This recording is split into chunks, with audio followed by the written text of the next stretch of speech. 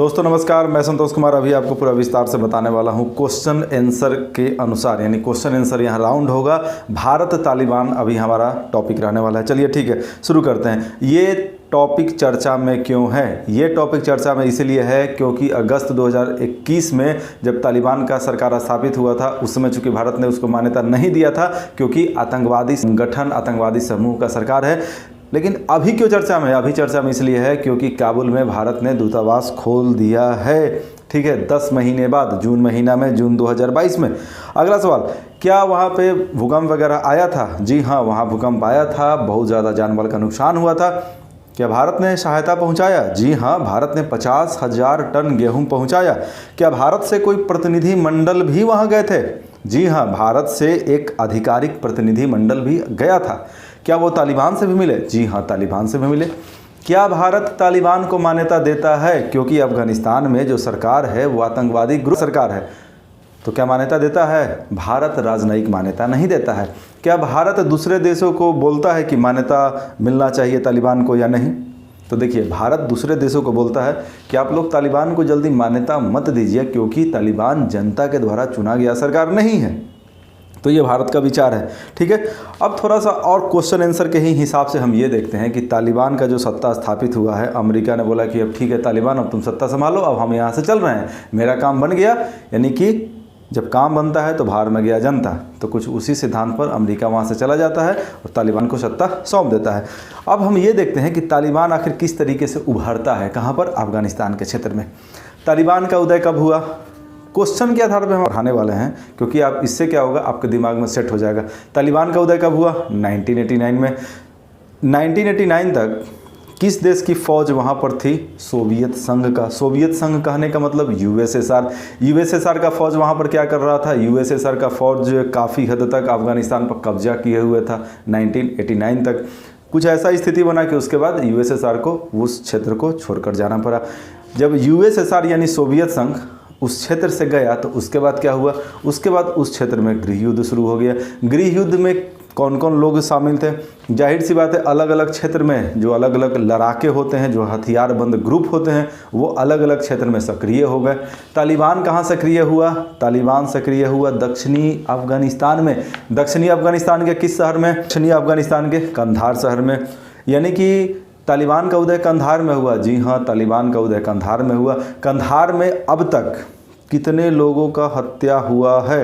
तो देखिए, पिछले 20-25 वर्षों में, अब आपको हम बताएंगे, 2001 में अमेरिका वहाँ एंट्री मारता है। 2001 से लेकर अभी तक पिछले 21 वर्षों में लाखों लोगों का मौत हुआ है कंधार शहर और उसके आसपास के क्षेत्रों में। यानी तालिबान का गढ़ कौन है? कंधार शहर। ठीक है, चलिए अब आगे बात करते हैं।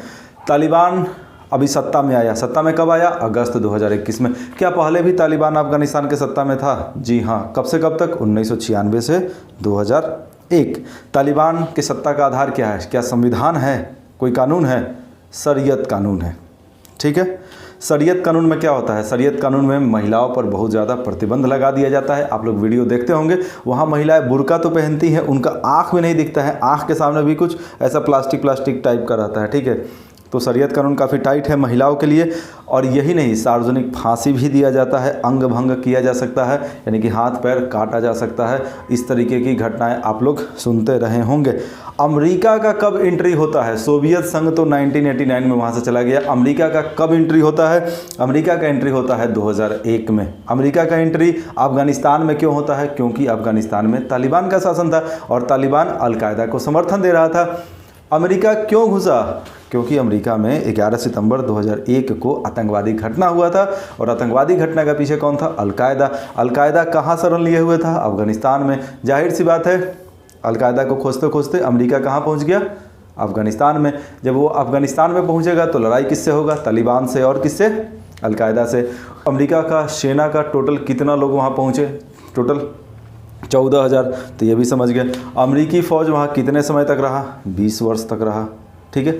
अब सवाल ये है, अमेरिकी फ़ौज 2021 तक रहा, 2021 में उसका वापसी हुआ, 2001 से 2021 20 वर्ष, तो 20 वर्ष में सरकार किसका रहा? तो देखिए तालिबान, जाहिर सी बात है तालिबान साइड हो गया, और हाँ छिटपुट उसका शासन था दूर दराज के क्षेत्रों में, लेकिन मेन जो इलाका था वहाँ पर अमेरिकी फ़ौजों का नियंत्रण था। क्या वहाँ लोकतांत्रिक सरकार का स्थापना हुआ? जी हाँ, लोकतांत्रिक सरकार का स्थापना हुआ। कब? 2001 में नहीं, काफ़ी बाद में हुआ। ठीक है, अभी फ़िलहाल क्या स्थिति है 2022? तालिबान का सरकार है। आपको दोस्तों कोई दिक्कत नहीं हो रहा होगा, आसानी से आपको समझ में आ रहा होगा। आखिर समझौता कब हुआ अमेरिका और तालिबान के बीच? आपको भी आश्चर्य लग रहा होगा, लेकिन ये बात सही है। अमेरिका और तालिबान के बीच, तालिबान जो एक आतंकवादी संगठन है, दोनों के बीच समझौता हुआ। समझौता कब हुआ? समझौता हुआ फरवरी 2020 में। कहाँ पर हुआ? कतर की राजधानी दोहा में। दोस्तों उम्मीद है आपको अच्छा लग रहा होगा, क्योंकि क्वेश्चन और आंसर के अनुसार मैं आपको समझाने का कोशिश कर रहा हूँ। चलिए आगे बढ़ते हैं, अगला जो पॉइंट है उसको हम डिस्कस करते हैं क्वेश्चन आंसर के अनुसार। आप लोग कमेंट करके ज़रूर बताइएगा अगर आपको अच्छा लग रहा होगा तो। भारत को तालिबान से संबंध क्यों बनाने चाहिए? टॉपिक है क्या? भारत को तालिबान से संबंध क्यों बनाने चाहिए। चलिए इसको हम समझाते हैं, ऐसा समझाने का हम कोशिश करेंगे कि ताकि आपको समझ में आ जाए। बढ़ता अंतर्राष्ट्रीय मान्यता, क्या अलग अलग देश तालिबान को मान्यता दे रहे हैं? इस बारे में क्या विचार है, क्या जानकारी है? इस बारे में जानकारी यही है कि अभी तक 14 से भी ज़्यादा देशों ने मान्यता दे दिया है। अब 14 से भी चूँकि ज़्यादा देशों ने मान्यता दे दिया है, तो भारत मान्यता क्यों नहीं दे सकता है? भारत को भी मान्यता देना चाहिए। देखिए भारत का सोच यही है कि हम लोकतांत्रिक देशों को समर्थन देते हैं। ठीक है भाई, आप लोकतांत्रिक देशों को समर्थन देते हैं, अच्छा बात है, लेकिन अफगानिस्तान भारत के लिए बहुत ज़्यादा महत्वपूर्ण है। अब सवाल ये है कि अफगानिस्तान भारत के लिए महत्वपूर्ण क्यों है? भारत के लिए महत्वपूर्ण कैसे है, ज़रा समझिए। मध्य एशिया नीति, अफगानिस्तान के ऊपर है मध्य एशिया, और मध्य एशिया से व्यापार करने के लिए जो रास्ता है वो मुख्यतः अफगानिस्तान से होकर ही जाता है, इसलिए हमें तालिबान से अच्छा संबंध बनाना चाहिए। इसके अलावा भारत बहुत ज़्यादा पैसा वहाँ पर लगाया हुआ है। कहाँ पर? अफगानिस्तान में, हम आपको दिखाएंगे। इसके अलावा तापी पाइपलाइन जो है वो अफगानिस्तान से आने वाला है। तुर्कमेनिस्तान, अफगानिस्तान, पाकिस्तान, भारत, ये तापी गैस पाइपलाइन प्रोजेक्ट है जो भारत में फाइनली आने वाला है। पाकिस्तान में भी आएगा, अफगानिस्तान में भी आएगा। तुर्कमेनिस्तान से गैस आएगा अफगानिस्तान, पाकिस्तान और भारत में, तो जाहिर सी बात है वो पाइपलाइन कहाँ से गुजरेगा? अफगानिस्तान से ही गुजरेगा। तो इसलिए तालिबान से संबंध अच्छा रखना ज़रूरी है। तो ये कुछ कारण है कि तालिबान से हमें अपने संबंधों को अच्छा करना ज़रूरी है। देखिए हम हरदम जिद नहीं पाल सकते हैं कि लोकतंत्र लोकतंत्र हमेशा, अगर अपना हित देखना है ना, अपना फ़ायदा तो देखना है। अगला, क्या पाकिस्तान का प्रभाव घट रहा है तालिबान पर? क्वेश्चन क्या है, क्या पाकिस्तान का प्रभाव तालिबान पर घट रहा है? तो जी हाँ, बहुत सारे ऐसे कारण हैं जिस वजह से पाकिस्तान का जो प्रभाव है, पाकिस्तान का जो दबदबा है तालिबान पर घट रहा है। अब पाकिस्तान का दबदबा तालिबान पर घट रहा है तो भारत के लिए तो अच्छा बात है। ये भी एक कारण बनता है कि हमें तालिबान से अपने संबंधों को बहाल करने पर विचार करना चाहिए। अगला, क्या हमारे देश के राष्ट्रीय सुरक्षा में तालिबान एक भूमिका निभा सकता है? सवाल क्या है, क्या हमारे देश की सुरक्षा में, हमारे देश की सुरक्षा को किससे खतरा है? बहुतों से खतरा है, आतंकवादी जो संगठन है, आतंकवादी ग्रुपों से खतरा है। तो क्या तालिबान इसमें मदद कर सकता है? देखिए तालिबान अभी तक अल-कायदा, ISIS जैसे, मोहम्मद लश्कर-ए-तैयबा जैसे आतंकवादी संगठनों से नज़दीकी से जुड़ा है। ऐसे बहुत सारे जो आतंकवादी संगठन हैं अभी भी वहाँ पर सक्रिय है। अब देखिए तालिबान को भी आवश्यकता है भारत का, और भारत को भी आवश्यकता है तालिबान का। तो भारत को तालिबान के साथ अपने संबंधों को बहाल करना चाहिए और तालिबान से बोलना चाहिए कि देखो भाई, तुमको हम ऐसा ऐसा हेल्प करेंगे, ऐसा ऐसा मदद हम करेंगे, लेकिन ये जो आतंकवादी संगठन है इनको ज़रा तुम दबा के रखो या इनका तुम सफाया करो। ये भी एक वजह बनता है कि भारत को अपना संबंध स्थापित करना चाहिए तालिबान के साथ। भारत अगर तालिबान से बातचीत शुरू करता है तो उसका और क्या फ़ायदा हो सकता है? तो देखिए भारत अगर तालिबान से बातचीत शुरू करता है, अब भारत में चूँकि लोकतंत्र है तो तालिबान में बहुत तरह के नेता हैं। हो सकता है कुछ वैसे भी नेता वहाँ पर उभरना शुरू करे, या कुछ ऐसे नेता वहाँ पर सामने आए जो राजनयिक विकल्पों की बात करे, जो बात ये करे कि यहाँ भी लोकतंत्र आ सकता है तालिबान के अंदर भी। तो ऐसे भी कुछ नेता उभर सकते हैं अगर भारत उससे बातचीत शुरू करता है। क्या तालिबान ने भारत से आग्रह किया था कि भारत दूतावास खोले? जी हाँ, तालिबान ने आग्रह किया था भारत से कि वो यहाँ पर काबुल में अपना दूतावास खोले। भारत ने दूतावास खोल दिया? जी हाँ, भारत ने अपना दूतावास खोल दिया। क्या भारत से सीधी उड़ानें वहाँ के लिए शुरू हो चुका है अभी की जहाँ तक बात है? जी हाँ, वहाँ के लिए सीधी उड़ान शुरू हो चुका है। क्या भारत अफगान के जो सैन्य प्रशिक्षु हैं, वहाँ जो नए नए जो जवान रिक्रूट हुए हैं सेना में, क्या भारत उनको प्रशिक्षण देगा? वहाँ भारत प्रशिक्षण देगा, यानी भारत की तरफ से भी पहल किया जा रहा है। हालांकि भारत अभी तक उसको राजनयिक मान्यता नहीं दिया है, लेकिन भारत भी कहीं ना कहीं अब समझ रहा है कि मेरा फ़ायदा है तालिबान से अच्छे संबंध रखने में ही। और क्यों फ़ायदा है मैंने शुरू में आपको थोड़ा देर पहले बता दिया था। अगला सवाल, क्या तालिबान कई गुटों में विभाजित है? जी हाँ, तालिबान कई गुटों में विभाजित है। और अगर जहाँ तक हम ये बात करें, अभी जो तालिबान सत्ता में काबिज है और वो तालिबान जो युद्ध कर रहा था, जो संघर्ष कर रहा सत्ता में आने के लिए, तो अभी का जो तालिबान है ये ज़्यादा विभाजित है। आप खुद समझिए ना, वो लोग आतंकवादी संगठन है, आतंकवादी संगठन में तो और कुछ नियम कायदा वगैरह रहता ही नहीं है। सब कोई कहीं ना कहीं ललायित रहता है कि हम सत्ता हासिल कर ले, हम सत्ता हासिल कर ले। ऐसे तो नॉर्मल राजनीति में भी होता है, लेकिन आतंकवादी समूहों में और ज़्यादा ही होता होगा। तो ऐसे में बहुत ज़्यादा विभाजित है। तो भारत को इसका लाभ उठाना चाहिए, भारत को वहाँ वार्ता शुरू करना चाहिए और अलग अलग स्तरों पर वार्ता स्टार्ट करना चाहिए। यानी रक्षा मंत्री के साथ वार्ता, फलाना मंत्री के साथ वार्ता, इस मंत्री के साथ वार्ता। तो ऐसा संभावना है और भारत के लिए ये बहुत अच्छा बात है कि तालिबान में बहुत ज़्यादा एकजुटता नहीं है, खुद वो अलग अलग विभाजित है। अगला सवाल है, क्या दोनों देशों के बीच नागरिक टू नागरिक संबंध बनाना चाहिए? देखिए, नागरिक टू नागरिक संबंध कहने का मतलब ये हुआ दोनों देशों के लोगों के बीच जुड़ाव होना। अब दोनों देशों के लोगों के बीच जुड़ाव कैसे होगा? क्रिकेट मैच से होगा। और कैसे हो सकता है? भारत वहाँ पर जाकर कुछ काम वगैरह स्टार्ट कर दे। हम देखेंगे बहुत सारा प्रोजेक्ट वहाँ पे चल रहा है जहाँ भारत के इंजीनियर काम कर रहे हैं, तो ये एक तरीका है। तो ये अच्छा बात भी है, दो देशों के बीच संबंधों को मजबूत करने के लिए नागरिक टू नागरिक जो जुड़ाव है बहुत ज़रूरी होता है। अब दोस्तों अगला सवाल ये है कि क्या अफ़गानिस्तान में भारतीय निवेश है? क्या भारत वहाँ पर पैसा लगाया है? क्या भारत अभी तक वहाँ पर कुछ किया है? चलिए इसको भी देख लेते हैं क्वेश्चन आंसर के हिसाब से। क्या इमारत और अवसंरचनाओं का भारत निर्माण किया है? क्या क्वेश्चन है, इमारत और अवसंरचनाओं का, यानी बिल्डिंग, ब्रिज, कुछ भी इस तरह का, सड़क, इसका निर्माण किया है? तो चलिए इसको भी देख लेते हैं। काबुल में अफ़गानिस्तान का जो संसद भवन है उसका निर्माण भारत ने ही किया है। ठीक। सलमा बांध का भारत ने पुनर्निर्माण किया है और सलमा बांध को अफगान मैत्री बांध भी कहते हैं। अफगान मैत्री बांध किस बांध को कहते हैं? सलमा बांध को। कहाँ है? अफगानिस्तान में है।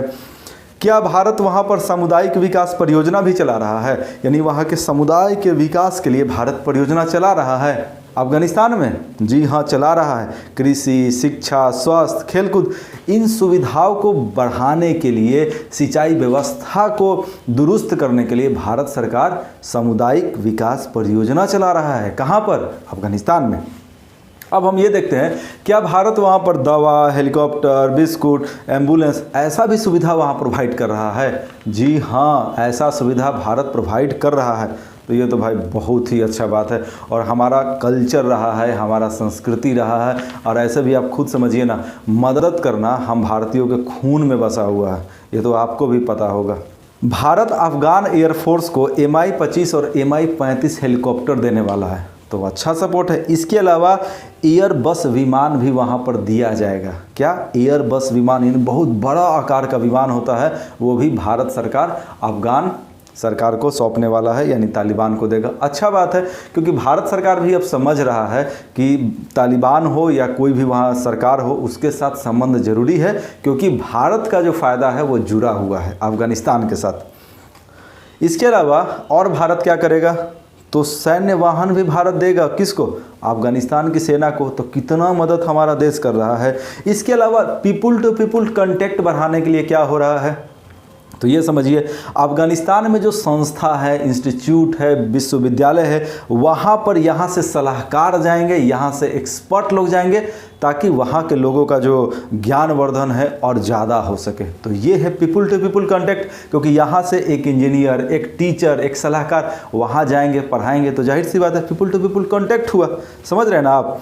अफगानी छात्रों को भारत में छात्रवृत्ति भी दिया जाएगा, यानी परीक्षा हो, टेस्ट वगैरह लिया जाएगा, और जो भी अफगान छात्र उसमें क्वालिफाई करेंगे उनका भारतीय इंस्टीट्यूट में एडमिशन वगैरह भी हो जाएगा। इसके अलावा अफगान पुलिस, सेना, लोक सेवकों को प्रशिक्षण में भी भारत मदद करेगा। यानी ये हो गया पीपुल टू पीपुल कॉन्टैक्ट। दोस्तों आज मैं यही प्रयास कर रहा हूँ कि क्वेश्चन आंसर के हिसाब से पूरा टॉपिक को क्लियर किया जाए। भारत तालिबान संबंध, क्वेश्चन यह है कि क्या भारत को तालिबान के साथ राजनीतिक संबंध स्थापित करना चाहिए? जी हाँ। क्यों?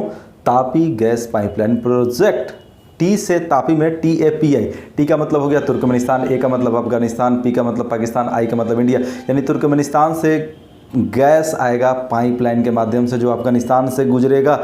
तो भाई साहब वहाँ पर लोकतंत्र रहे या आतंकवादियों का सरकार रहे, हमें अपना फ़ायदा देखना है। इस वजह से तालिबान से संबंध अच्छा रखना जरूरी है। इसके अलावा मध्य एशिया देशों के साथ हमारा काफ़ी अच्छा खासा व्यापार होता है और भविष्य में बहुत ज़्यादा संभावना भी है कि मध्य एशियाई के जो देश हैं उनसे हमारा संबंध और बेहतर होगा।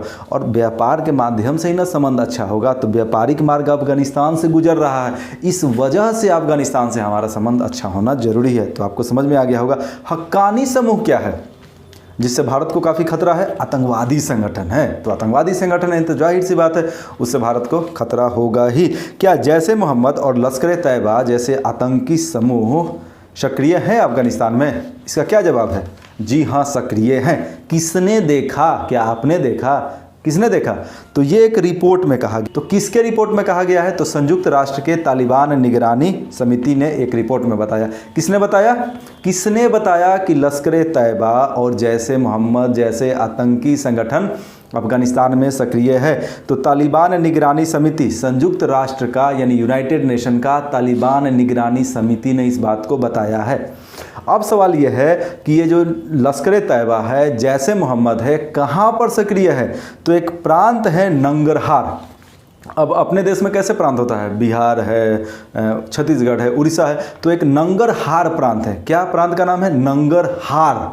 अब जैश-ए मोहम्मद और लश्कर-ए-तैयबा हार गए हैं और नंगरहार प्रांत में बैठे हुए हैं, छिपे हुए हैं। और किसने बताया रिपोर्ट में? तालिबान निगरानी समिति। क्या तालिबान के विचारधारा में कोई परिवर्तन आया है? चूँकि 1996 से लेकर के 2001 तक उसका सरकार पहले भी रह चुका है, तो उसके विचारधारा में कोई परिवर्तन आया है? उसके विचारधारा में कोई परिवर्तन नहीं आया है। उसका विचारधारा क्या है? उसके विचारधारा में जो महिलाएं हैं उनकी स्वतंत्रता लगभग समाप्त हो जाती है, शरीयत शासन व्यवस्था चलता है, ठीक है। अल्पसंख्यकों पर हमला भी बढ़ा है। तो ऐसे में दोस्तों सवाल ये उठ रहा है कि चूंकि एक कहीं ना कहीं एक शोषणकारी सरकार वहां पर आ चुका है, ये एक सच्चाई है, तो क्या भारत को ऐसे में मान्यता देना चाहिए? क्योंकि भारत अगर उसको मान्यता देता है तो वहां जो आम लोग हैं उनके दिलो दिमाग में कहीं ना कहीं एक मैसेज जाएगा कि भारत इतना अच्छा देश, हर मामलों में बहुत मानवीय सहायता करता है, इतनी अच्छी अच्छी बातें करता है, दुनिया के सामने अच्छा एग्जाम्पल पेश करता है, और ये आतंकवादियों के सरकार को सपोर्ट कर रहा है, आतंकवादियों के सरकार को समर्थन दे रहा है। तो ये भी एक चिंता का विषय है और इस पर विस्तार से बात जरूर करना चाहिए। दोस्तों अगला सवाल ये है कि अगर तालिबान के साथ भारत बातचीत शुरू करता है तो तजाकिस्तान से क्या भारत के संबंध बिगड़ सकते हैं? क्या क्वेश्चन है? तजाकिस्तान से क्या भारत के संबंध बिगड़ सकते हैं अगर भारत तालिबान के साथ बातचीत शुरू करता है? तो पहले तो आप ये समझिए कि तजाकिस्तान है कहाँ। तजाकिस्तान लद्दाख केंद्र शासित प्रदेश के जस्ट ऊपर है। तजाकिस्तान भारत के लिए स्पेशल क्यों है? तजाकिस्तान में भारतीय एयरफोर्स का बेस है, खास बात है। यानी भारतीय वायुसेना तजाकिस्तान के ज़मीन का इस्तेमाल कर सकता है युद्ध में। तो भारत के लिए काफ़ी महत्वपूर्ण है तजाकिस्तान के साथ अच्छा संबंध रखना। अब सवाल ये है कि तजाकिस्तान और तालिबान में क्यों नहीं पटता है? तो नहीं पटने के पीछे कारण ये है, चाइना में उइगर मुस्लिम समुदाय का दमन हो रहा है। चीन सरकार के द्वारा उइगर मुस्लिम समुदाय, सुन्नी उइगर मुस्लिम समुदायों का दमन किया जा रहा है चीनी सरकार के द्वारा। और चीन का सरकार तजाकिस्तान को काफ़ी ज़्यादा पैसा दिया है, काफ़ी ज़्यादा कर्जा दिया है, यानी काफ़ी इन्वेस्टमेंट किया है। तो इस वजह से तजाकिस्तान सपोर्ट करता है, समर्थन करता है चीन का। आगे की राह, अब आगे क्या करना चाहिए दोस्तों, आप लोग कमेंट में भी बता सकते हैं कि भारत तालिबान के बीच संबंधों को लेकर क्या करना चाहिए। चूँकि वो एक आतंकवादी संगठन भी है, लेकिन भारत को अपना फ़ायदा भी देखना है। भारत अगर उससे अपना संबंध स्थापित करता है, तालिबान के साथ बातचीत शुरू करता है, तो तालिबान के इस बातचीत की वजह से जो लोकल हैं, जो अब लोकल अफ़गानी हैं, उनके मन में भारत के प्रति क्या मैसेज जाएगा, साथ ही साथ तजाकिस्तान जैसे पड़ोसियों के साथ भारत पर क्या असर पड़ सकता है, ये एक सोचने वाली बात है। लेकिन चूँकि जो अंतर्राष्ट्रीय राजनीति है वहाँ संतुलन बनाना काफ़ी ज़रूरी हो जाता है। चलिए हम आपसे एक सवाल पूछते हैं कि क्या दोनों को एक दूसरे की चिंताओं का ध्यान रखना चाहिए, भारत और तालिबान को? जी हाँ, कहीं भी दो लोग अगर अच्छे दोस्त हैं तो दोनों को एक दूसरे की जो चिंताएं हैं उसका ध्यान रखना चाहिए, तभी संबंध अच्छा रहता है। तो भारत तालिबान को करना क्या चाहिए फाइनली? फाइनली यही करना चाहिए कि बातचीत स्टार्ट किया जाए।